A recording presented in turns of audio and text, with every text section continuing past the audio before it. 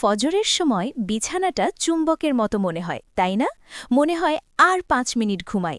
কিন্তু আপনি জানেন না, ওই ৫ মিনিটই হল শয়তানের সবচেয়ে বড় ফাঁদ। রাসূল সাল্লাল্লাহু আলাইহি ওয়াসাল্লাম বলেছেন, আপনি যখন ঘুমান, শয়তান আপনার ঘাড়ে ৩টি গিঁট দেয়।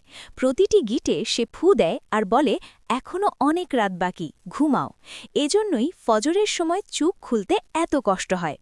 মুয়াজ্জিন যখন বলে, আসসালাতু খাইরুম মিনান নাওম, ঘুমের চেয়ে নামাজ উত্তম, তখন কি আপনার বিবেক নাড়া দেয় না, নাকি আপনি পাশ ফিরে আবার শয়তানের কোলে ঘুমিয়ে পড়েন?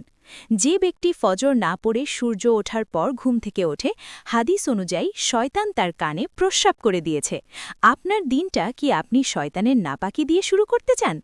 রাসূল সাল্লাল্লাহু আলাইহি ওয়াসাল্লাম বলেছেন, মুনাফিকদের জন্য এশা এবং ফজর নামাজ সবচেয়ে কঠিন। আপনার গায়ের জোর আছে, জিমে ওয়েটলিফটিং করতে পারেন, কিন্তু ২ কেজির কম্বলটা সরাতে পারেন না। নিজের ঈমান চেক করুন। ফজরের সময় আল্লাহর রিজিক বন্টন করেন, দিনের বরকত থাকে সকালের শুরুতে, অথচ ঠিক সেই সময়ে আপনি ঘুমাচ্ছেন।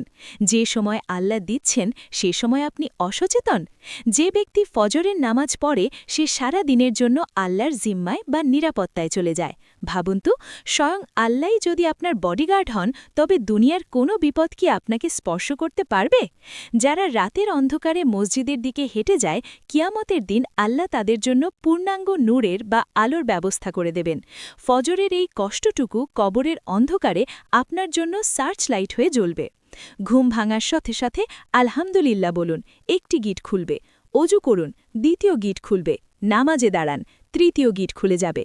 তখন দেখবেন শরীর কত হালকা আর মন কত ফ্রেশ লাগছে। হয়তো আজকের ফজরটাই ছিল আপনার জীবনের শেষ সুযোগ। আজ রাতে যে ঘুমাবেন, আগামীকাল সকলে নাও জাগতে পারেন। মৃতলা তো আর ফিরে এসে নামাজ পড়তে পারবে না, কিন্তু আপনার সুযোগ আছে। কাল সকালে অ্যালার্ম বাজার সাথে সাথে স্নুজ বাটন চাপবেন না। এক লাফে বিছানা থেকে উঠে পড়ুন, শয়তানকে হারিয়ে দিন, বলুন, আমার ঘুমের চেয়ে আমার রব বড়। হে আল্লাহ, আমাদের অলসতা দূর করে দিন এবং ফজরের মুসাল্লি হিসেবে কবুল করুন। ভিডিওটি শেয়ার করুন যাতে আগামীকাল ভোরে অন্য কেউ আপনার কারণে নামাজে দাঁড়াতে পারে।